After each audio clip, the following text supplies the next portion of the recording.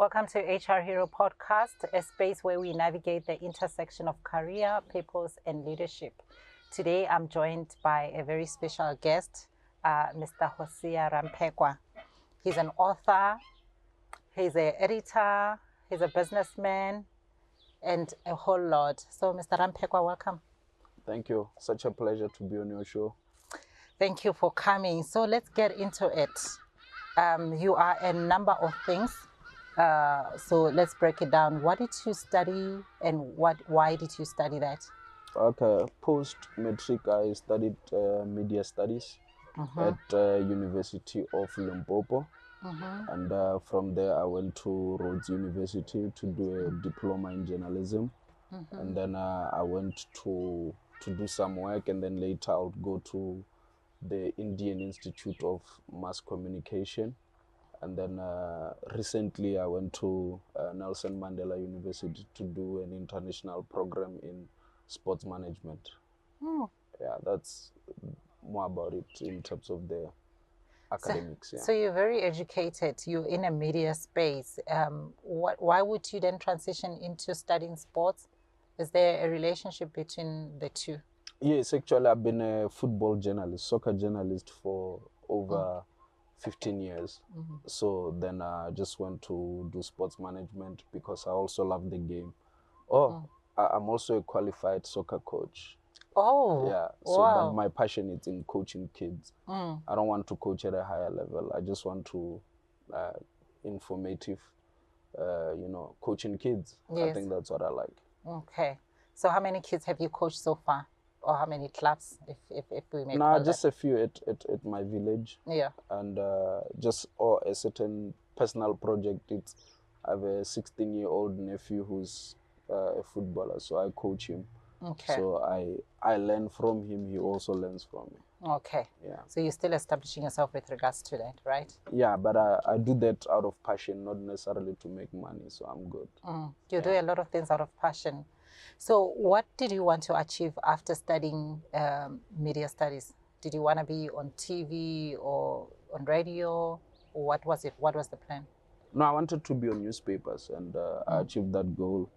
I worked for several newspapers. I worked for Media24. Yes. I was at the Daily Sun and Sunday Sun. And then I moved to independent newspapers. I worked for Pretoria News, The Star, Cape Times. Yeah. Yes. So that's all. So you've been around. So you were a writer at all these production houses? Yes.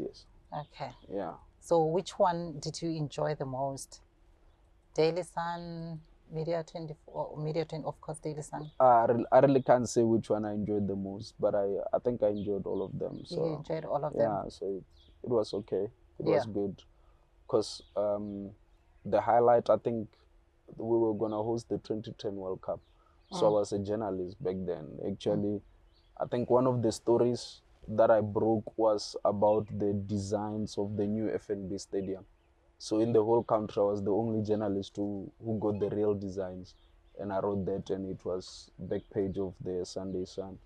I think that was, but there are highlights here and there. But yeah, I think that was one of the most exciting. Leading up to 2010, it was just amazing. Yes. Yeah. So how old were you during that time? I think, you're already a seasoned journalist. Yeah, I think I was in my 20s back then. Yeah. Yes. Yeah. And it was like a big one, World Cup coming to South Africa. Amazing. The world was here, and I got to meet some serious superstars. And even 2009, we had the FIFA Confederation Cup. Yes. So it was amazing. So I got pictures with some of the real footballer stars. And not the fake ones or the upcoming, the real. No. We can't say who's fake and who's not. So, yeah. Okay. But I understand that you enjoyed it, and it was a privilege to meet those kind of people. So what else did you do after working for production houses, the media business? I actually got involved in football. I was the new media, and I was doing communications for Platinum Stars Football Club. So I actually worked in soccer. So the club is now defunct, but we had great time there.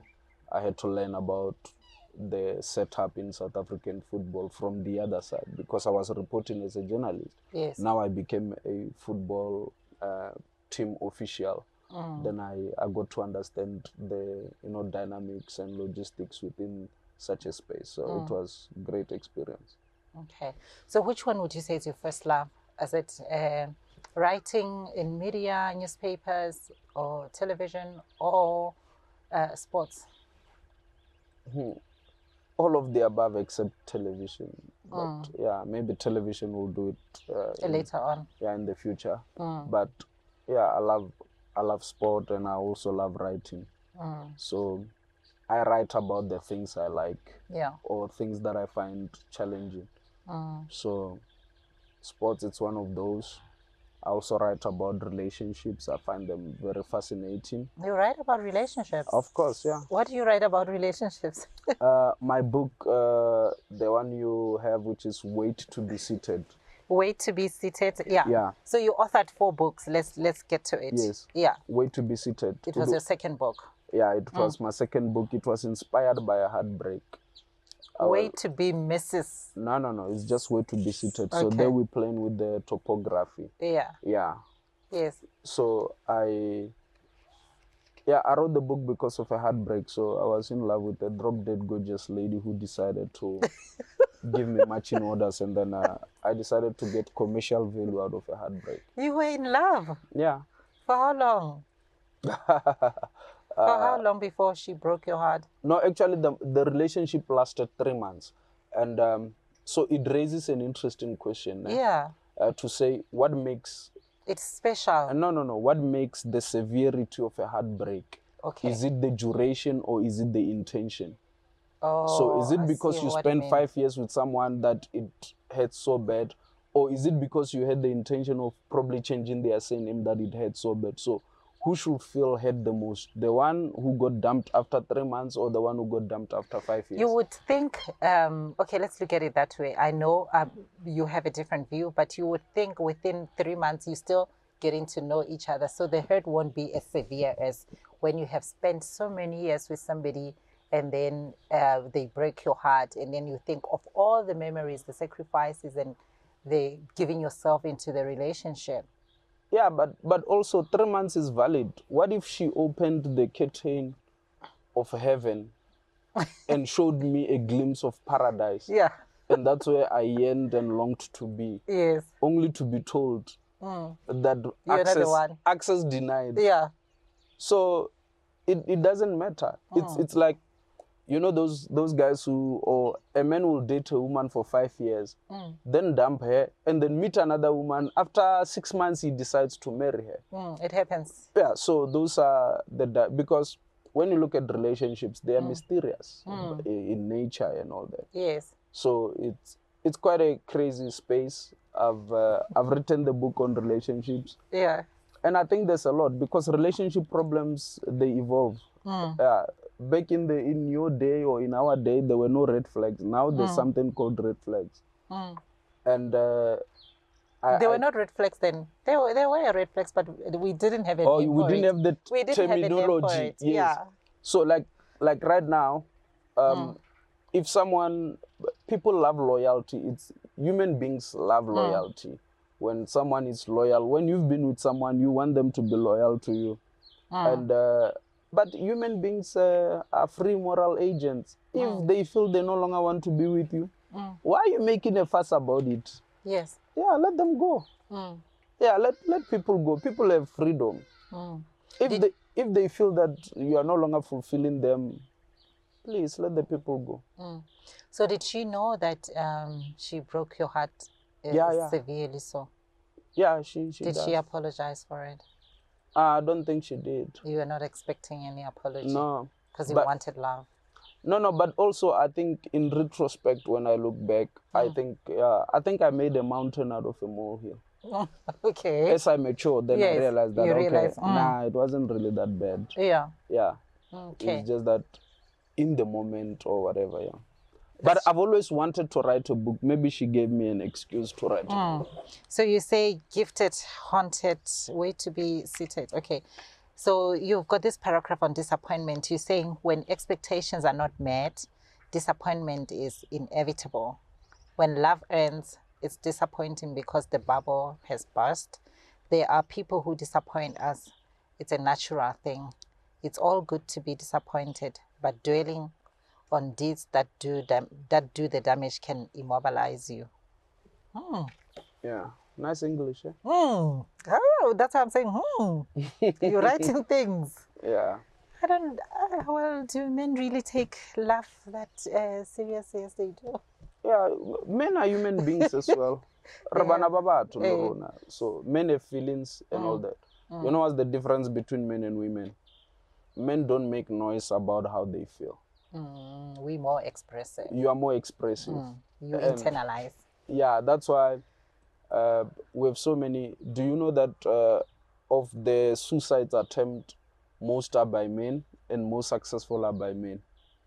You have men who are dying in South Africa and the world because of emotional things and mental health and all that. Because most men don't speak about what they're going through. Yes, and also if we are to talk GBV, I have views on that to say we need a family approach. You can't say that there's violence against women and children. So you are actually maligning men. You are marginalizing and maligning men. Men do kill, men do the wrong things and all that. Yeah. But why is it that society is acting as if boys don't bleed? No, because it is a situation in our society currently in South Africa. It's a huge thing. Women have been treated unfairly. Women have been abused. Women have been killed. There's even stories and the statistics. That's why gender-based violence. So it's not that we making a man to be a monster, but that's a true life story, right? And we're not disregarding the fact that men still get to be abused, but it's a small number compared to what's happening to the women currently. Yes. What measures are out there to help men with all the challenges that men have? There's a lot of groups like Sisonke, Sisonke Male Justice Forum. It helps men. I don't know of others, but men should also do therapy. Yeah. Go for therapy. Women go to therapy all the time.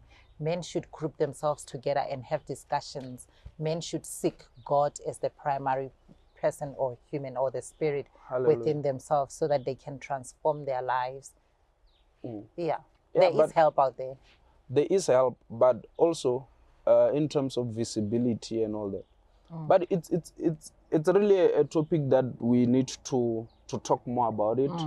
And I do agree with you. Men need to go for therapy and all that, and that's something that I've done. Very helpful. Yeah. So because we need to be healthy. Yes. As would you men. recommend it to another man? Absolutely. Because you become better. Yeah. And sometimes it addresses the mental things. Yes. On my side, it's also the issue of business and all that. Like now, I'm going to overhaul my whole business model. The way in which I've been doing business, because when I went, for therapy, when we raised those issues, and there needed to be alignment of certain concepts and certain principles, and it's something that I'll be working on. Of course. Yeah. Okay, that's interesting. So now your first book, you wrote Gifted, Hunted, and Haunted. Yeah. Why trouble torments the talented? Why this book? What were you trying to achieve? Oh yeah, in the book, actually, interestingly, that's by far my best performing book, because with that book, it was divinely inspired out of the heavens, and the whole book it was inspired by out of the heavens. Yeah. Oh wow. Yeah. Yes. So when I tell people about my books, I say with Gifted, Hunted, and Haunted, I had God. And I wrote the book. And then with Wait to Be Seated, I had a Heartbreak and I wrote the book. Yellowbone, Fantasies and Imagination, then I wrote the book. The Pitso one had to do with professionalism and wanting to establish myself as an authority in the sports fraternity as far as writing is concerned. So what was God saying specifically on the gifted, hunted, and wanted? If you check out the introduction, there's a profound and a prolific statement there, which says, for every highly gifted person, there are highly equipped demonic and devilish devices that have been devised and delegated for their demise, downfall, or destruction. Yeah. So it's out of that particular statement that the book was born. Yeah. So I like this in page 14. You're saying it is even harder in a world where people judge container before the content. Hey, English. Many gifted folk fall prey to but the factor strategy. That's why we often hear statements like, he is great artist, but he's a womanizer. She is great actress, but she's a gold digger. He is a great preacher, but he has babies out of wedlock. He's great athlete, but he was convicted of drug possession or rape.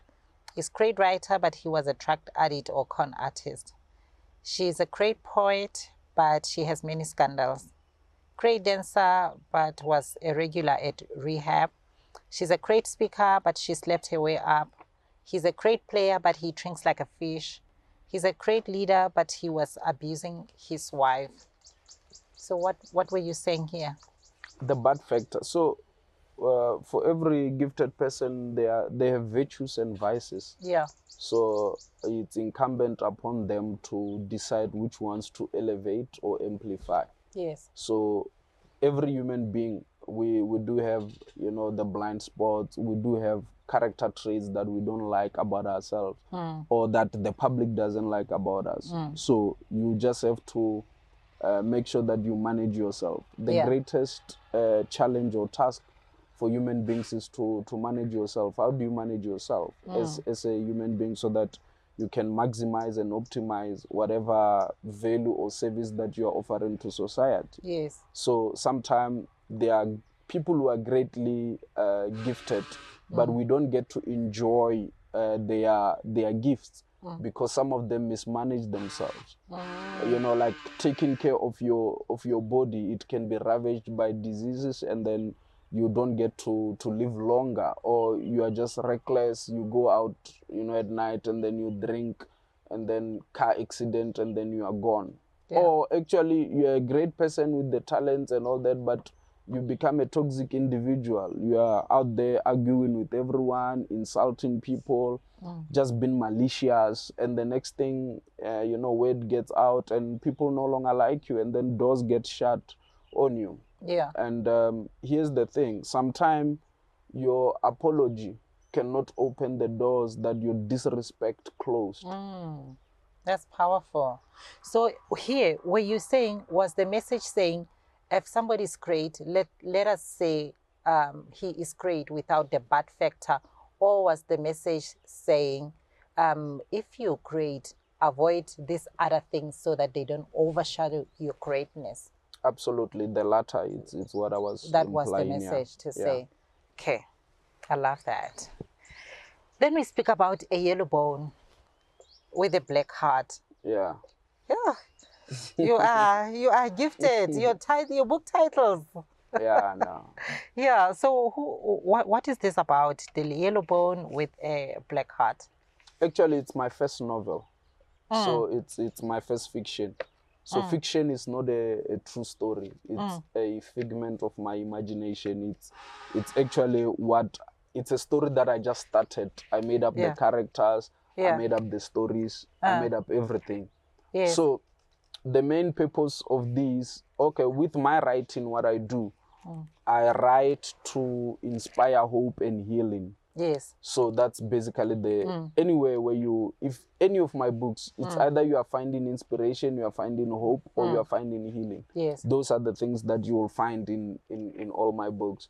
So with this one, it's a yellow bone with a black heart. It's about a footballer who was living life in the fast lane, having everything. And then one day he messes up with the wrong girl. And then she decides to flip the script or turn the tables. And that's basically it. But mainly also, I enjoyed writing that book and I enjoy reading it. Yes. Because it's my imagination and my creativity that are being elevated and come into the fore, and I just enjoy it. So I'm actually showing off in that book. I'm just showing off my writing talent. More than anything, it's not about giving you the facts. It's about showing you that there's beauty in language and beauty in expressing yourself. So that's basically what we do. I love it. But even though you're saying this is an imaginary story,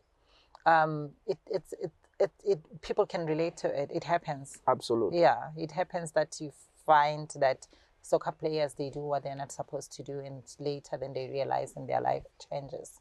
Yeah, I also in every. So Yellowbone was the girl. Yes. Okay. In everything that I write, I hide lessons in there. So I give you a challenge of finding the lessons while you are reading. Yes. So that's what we do. Did you study language? No, I did not study language. You just have interest. Yeah, I studied journalism and all that. So with the language, I got it from reading. Yeah. Yeah, because I read a lot. I try by all means to keep abreast. What are you reading currently? I'm reading Love. It's a book by Love. It's a book by Ntikeng Motlele. You love love, ne? Yeah, love is beautiful. I'm here because of love. My parents loved each other. Yeah. And then I'm here. And for God so loved the world. Yeah, for God so loved the world. Yeah. Indeed. Are you in love at the moment? In terms of what? Romantic relationships. I wish, You wish? Yeah. Are you praying, my brother? No, I'm not praying. Yeah, you must pray for it. All good things comes from above. From the Father of light, in whom there's no shadow of light or variation. Yeah. I'll try the praying. I did the praying a long time ago. So you must go back. I'm not too sure what. How do you find love? Are you in love? Are you married, or are you looking, or is someone looking to marry you? Tell me. You wanna share the tips? I'm in love. Oh, lovely. Yeah. Who's the lucky man? I'm in love with Jesus, eh? No, all of us are in love. All of us are in love with Jesus. You can't claim him. He's not exclusive. He's for all of us. Yeah, but that's the kind of love, the agape love that I have. That's good. No, the Eros one. Yeah. Yeah. It will come at the right time. Oh, at the right time. Yeah. What tips do you have for me? Tips is stay in prayer. Yeah. Like I said, you ask and it shall be given. And then you open your eyes. Awesome. Yeah. Awesome. You pray, you open your eyes, and you will find a good thing. The Bible says, who finds a wife finds a good thing. So you must find a wife, not a girl. Can I tell you a funny story? Yes. So there's a lady I was pursuing. So I rarely get rejected by women. Yes. I rarely get rejected by women. Yes. So there was this lady. I mean, who would reject you?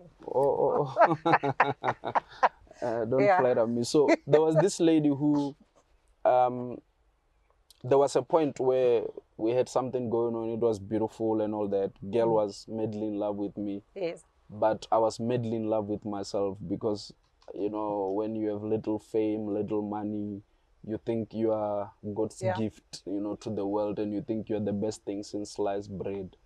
Then this story sounds familiar. Years later, one day I just get this inspiration to say, Marangwanola nas bad, man. I think now I'm busy. So now I go back and I do the praying that you guys talk about. And on my way to the date, you know what? I had your son Misola, the Nigerians. Yeah. Your Victoria Orenza with their tongues. I'm like, Lord, if I get favor with you, I just needed to say yes. Yeah. So interestingly, when we're talking, so she asked about the passport, but back then what happened? And I'm like, no, this is what happened, but now I've seen the light and I want you in my corner. Yes. And so on. And then she says to me, she asks about prayer. She says, what did the Holy Spirit say? And I'm like, no, let me tell you something. With me, my prayers are not objective. Yeah. My prayers are subjective. I ask God that, Lord, give me favor, so she says yes. I don't say, Lord, is she the one? What, all those things. So here's the thing. You have a desire, you ask that, Lord, give me the desires of my heart. Yes. And then we go. And then, and you know what was the most heartbreaking thing? Né? The lady says to me, you know, Hos, I pray for you. I'm like, okay, do you pray for me individually or you pray for me with the body of Christ? Yeah. And then she says, no, like, do you pray for the whole body of Christ and then I'm also as part? She says, no, actually, I pray for you individual. I said, nice. But I'm like, no, I don't want you to pray for me. I want you to pray with me. Wow. Boom. But anyway, it's all good. That was the message there. You must go back. To who? To that person. No, I don't think so. You don't think so? No, when you have put your heart on the table and you are weighed and you are not found worthy, no, give up. Okay. That's your story. I wouldn't say give up. I would say you keep trying, you pursue, but also you need to hear from God. If it's the one, then pursue with intention. Yeah, I'll attend your classes. Yeah. Where you teach about hearing from God about a person. So you want to tell me all these relationships that are going pear-shaped, people did not pray? Or people prayed? I can't speak on behalf of anyone. Yeah. I can speak for myself. For myself, I've made decisions that I did not consult. Okay. So those were my decisions. And when things crumble, then I know it was my own doing. Or you are owning up for taking responsibility and accountability. Yeah, for now I know better. That's beautiful. Yeah, so when you know better, you do better. Amen. Amen. So let's wrap up. We have now Pitso Mosimane. You wrote about Pitso Mosimane. You're saying crybaby or misunderstood genius. Yeah. What were you trying to achieve here?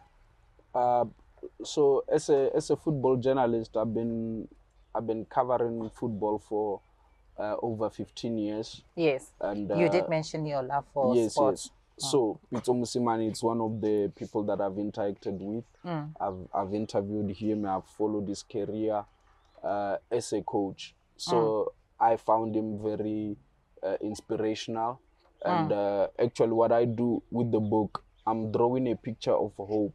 Yes. Using Pitso as a canvas, because he's got character traits that can propel people to higher, pinnacles in terms of their careers or social life or whatever area.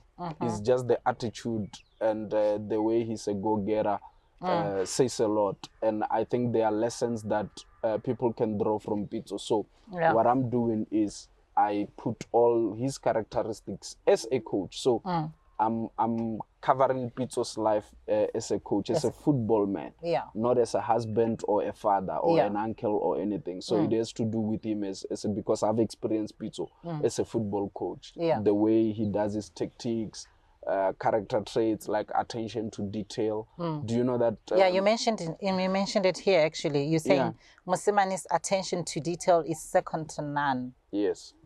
He is very peculiar about the grass. Yeah. What do you mean? English. Okay. So, isn't that football is played on a soccer pitch? It does. A grass. So you can have. So there are regulations as to what should be the size of the grass.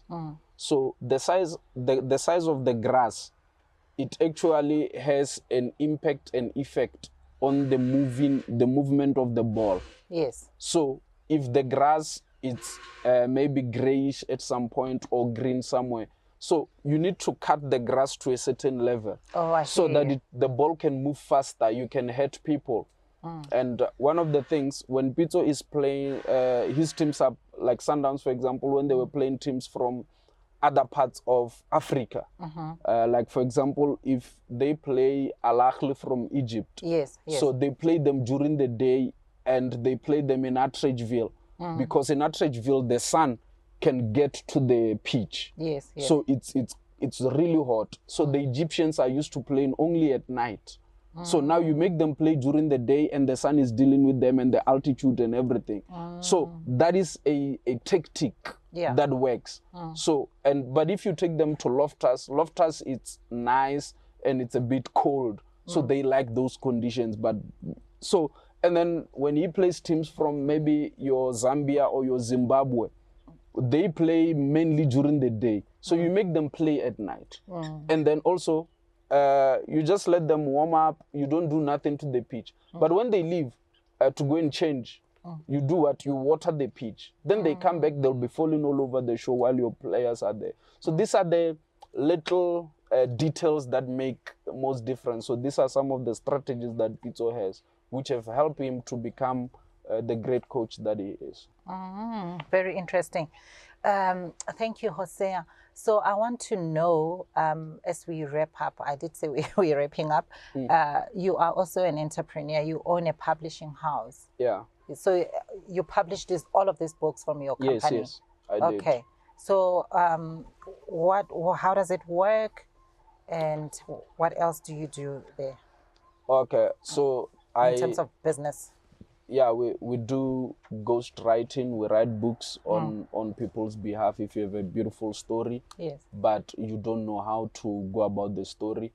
And also another service that I do is mentoring and coaching. So I coach people to write books and I mentor them. So if you are you from Limpopo? No. Okay, cool. I'm from Limpopo. So there are 3 or 4 ways to get to Limpopo from Gauteng. I can use the N4, or I can use the R101, or I can use the N1. Yes. So I help you in deciding which is the best way to get there, because the other road has potholes and security features are not that great. Yes. The other one, you have to pay toll gates. It's expensive, but it's so smooth. Yeah. So which and which? So I do help people to tell stories, because sometimes someone can have a story, but can you tell it what is the best possible way to tell a story? Yeah. So sometimes a story can be, you can have a great story but not do it well, or you can do the story well but not really have the details and all that. So all those things I do help people with. And then also in terms of book production, we do editing. If you've written a book, you can just bring your manuscript. So we help you with editing, we help you with designing the book and all that. So anything and everything that has to do with books, we do. Thank you. Thank you for joining the conversation. Yeah, it was a pleasure being here. What advice do you want to give people, whether in terms of writing or in terms of love, which is what you like, or in terms of sports, in just 1 minute? Okay. We can look into that camera. Okay, we start with sports. If you want to be a sporting person, you practice every single day, and also do research. Most parents, they've got kids who have, sporting abilities, but parents don't do research. They don't know.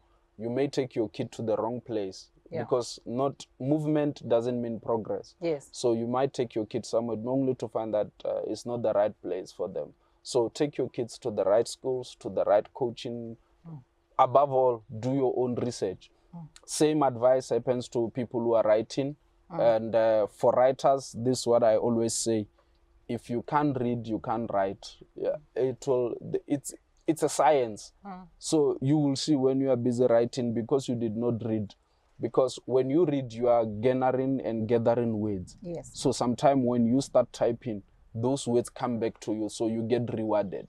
That's the thing. So if I see someone who has a book, I can tell that this one read or this one didn't read. So that's basically it. And then for love, I think each person must just take care of themselves, be healthy, be good to yourself, love yourself, and then you'll be able to love the next person.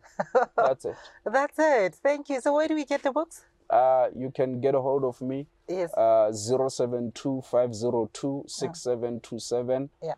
My website is hoseabooks.com. My email address info@hoseabooks.com. Thank you. Thank you, Hosea, for joining the conversation. That was Hosea. Be able to take care of yourselves, love yourself, so that you're able to love the next person. If you want to get into sports or do media studies, he already gave you an advice. So let's be intentional about our development. On to the next. Thank you.